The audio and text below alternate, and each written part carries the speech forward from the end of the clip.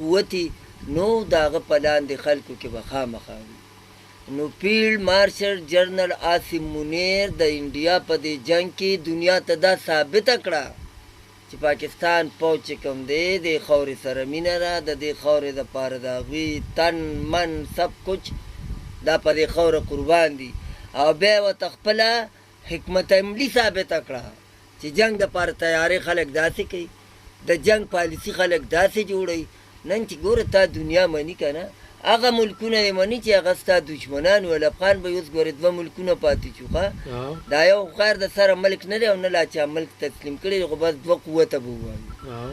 او هغه 2 قوتو کې یو قوت تقسیم د انډیا ګورې تقسیم ده. نن سبا میجارټي چې کومه ده نو هغه راهول ګاندي موقف مرسته کوي، کوم چې د مودي مخالف لیډر دی دا غره موقف دا کال راخلو. هلو السلام علیکم. السلام علیکم علي خان صاحب. وعلیکم السلام. توپان صاحب څنګه لري؟ ښه دی جی. تابعدار رو علي خان صاحب ماشاءالله دا خپل شو کړه تبصره. جی جی. علي خان صاحب دا کوم پیرمار صاحب دا کوم چې دا پر افغانانو باندې دا کوم چې دا په باندې د بزین دا پر پیر کوي او نور باندې دا ځکه چې په جاسوسي مسؤلیت دی سره بزین دا پر پاک شي. صحیح شو جی، صحیح شو. ډېره مننه جی د کال کولو. جی صحیح شو، جی صحیح شو. ها ډېره مننه د کال کولو. تا په دغه کې دومره شور رالو په کال کې، تا چې کومه خبره وکړه نو هغه الرېډي رور هغه بس روان دي او ښه په عزت سره روان دي، په رضاکارانه توګه روان دي. د هغوی چې کوم دی نو بلکل ټیم پوره شوی دی او نن هم روان دي، پرون هم روان و، سبا هم روان دي.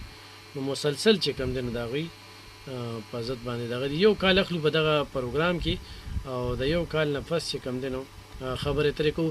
توپان صاحب کال نه ستاسو خبرې به ورو، تاسو څونه کالران واورېدل نو د هغه د فیلډ مارشل حوالې سره، د پوج حوالې سره، د دغه اس سی او اجلاس حوالې سره بالکل نو خپل دغه نظر کې واچوئ. علي خان مې خبره کوله چې اوس 2 ملک نه بلکې انډیا قوت تقسیم دی، نیم قام یو طرف ترې بلکې د نیمې نه زیات یو طرف ترې چې هغه د راهول ګاندي د موقف مرسته کوي چې مودي چې کوم دی دا د انډیا دشمن دی، دا د انډین قوم دشمن دی، د خاورې دشمن دی. او ده چې کوم الزامات لګول په پاکستان دی ثابت نه کړل او انډیا په پاکستان کې چې کوم دی یوه په دنیا کې یوازې پاتې شو، پاکستان په دنیا مرسته وکړه. نو دا د مودي شکست دی. خو په دې ګورې د انډیا قام خپرې د مودي نه په دې قام خبرې چې دا خو ستا هغه انتخابي ډرامه وکړه، نه یې هغه الزام ثابت کړه، نه یې د هغې پروف دنیا ته وښول.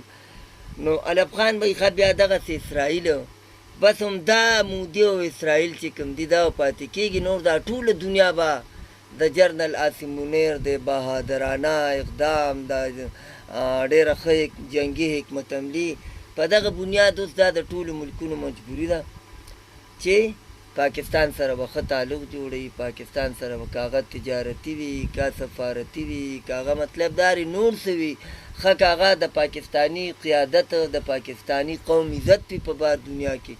نو ستا د عام شهري په عزت کې هم ګوره ډېر لوی فرق راغلی. مخکې ګورې تا ته بار دنیا کې ډېر پسپک نظر کتل، خو د بھارت ته جنګ هم د دغه حکمت عملی بار بار د عاصم منیر فیلډ مارشل نوملي لکه پارسه کې اوس د هغه مړانه او بهادري او حکمت عملي مخې ته راځي چې لکه که نن ستا د پاسپورټ قدر شته، نن د پاکستاني قدر شته، د یو عام شهري خبره کو نو دا هم د برکت